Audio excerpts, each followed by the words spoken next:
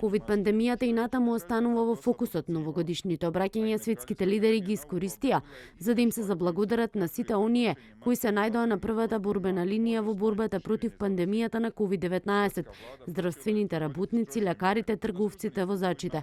Оптимистумно ни престои тешка борба, изјави британскиот премиер Борис Џонсон. Четири нации се уште се далеку од секојдневието со посетата на ноќните клубови, концерти, ресторани или театри, но светлото на надеж е запалено, благодарение на вакцината. Знаеме дека пред себе имаме тешка борба, која ќе трае недели и месеци, поради новиот вид на коронавирус кој бара нова внимателност. На пандемијата и вакцината акцентот го ставија и председателката на Грција и грчкиот премиер Киријакос Мицотакис во нивните новогодишни видео пораки до граѓаните. Според грчката председателка, вакцината е пасош за нашата слобода. Мицотакис пак истакна дека вакцината е пасош за подобар живот, но и новогодишен подарок. Вакцината е вистинско чудо на медицината без преседан. Ова беше пораката пак која ја испрати американскиот председател во заминување Доналд Трамп.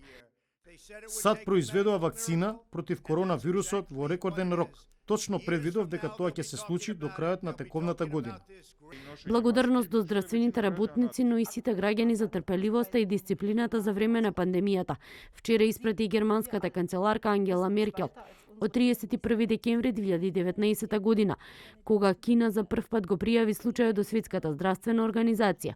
Коронавирусот зарази повеќе од 82 милиони луѓе ширум светот и речиси 1,8 милиони луѓе починаа.